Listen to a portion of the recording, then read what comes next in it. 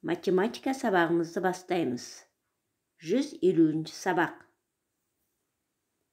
Сабағымыздың тақырыбы құрама есептер ғарыш кемесінде өмір сүру жағдайы. Ғарыш кемесінде ғарышкерлердің жұмыс істеу жағдайы ерекше. Онда салмақсыздық орын алады. Оларға осындай жағдайға өздерін бейімдеуге тура келеді. Мысалы, тағам арнайы сықпаларда болуы тиіс. Неге олай деп ойлайсың? Ғарышта ғарышкерлер түскі ас мәзірін пайдалана алады. Олардың тағамдары арнайы сықпада болады. Бұл сықпалардың ішінде жеміс кеселдері, сүттік кофе, борщ, саңырауқұлақ сорпасы, түрлі ботқа, тауық еті болады. Ғарышкерлерге сықпадағы тағамдарды алып жүру, қолдану өте ыңғайлы. Сықпадағы тағамның дәмі өзгермейді. Оның тек салмағы азаяды. Алғашында ғарышкерлер үшін кептірілген тағамдар дайындалған.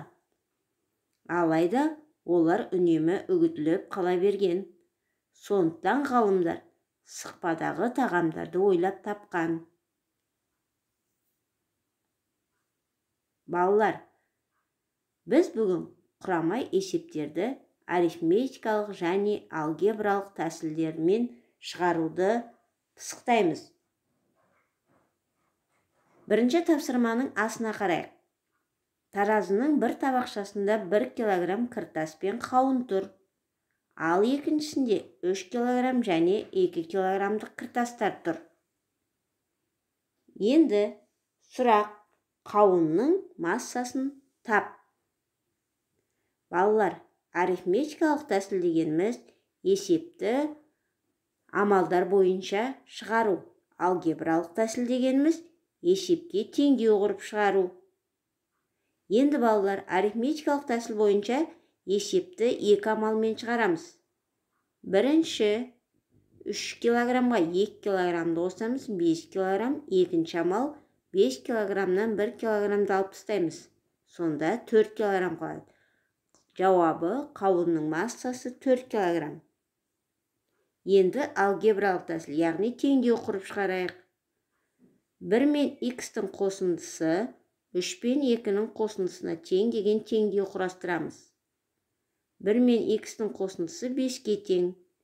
x тең 5-тен 1-ді азайтамыз. Сонда x тең 4-ке. Жауабы: қауынның массасы 4 килограмм болады. Екінші тапсырма: есепті әртүрлі тәсілмен шығар. Топтық жарыста әр спортшы 12 рет отырып тұруды 3 рет қайталау керек. Топта 5 спортшы бар.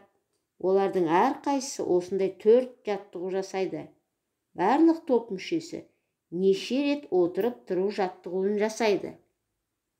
Балалар, есепті 3 тәсілмен шығаруға болады.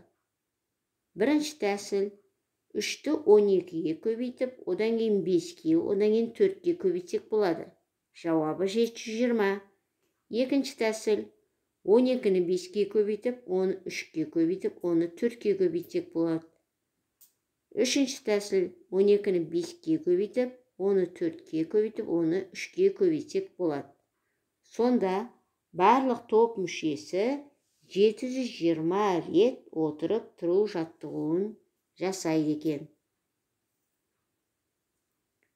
Үшінші тапсырма: әр есепке сәйкес келетін сызба мен теңдеуді тап. Үшінші тапсырмада балалар, 2 есеп берілген: А және А.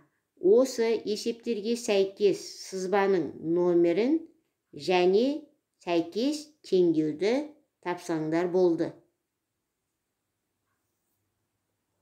Өздік жұмыс: оқулықтың 77-79 беттеріндегі номер 1 тапсырманың әсін, номер 2 тапсырманың әсін, номер 4, номер 5, номер 6 тапсырмаларды өз бетіңше орында.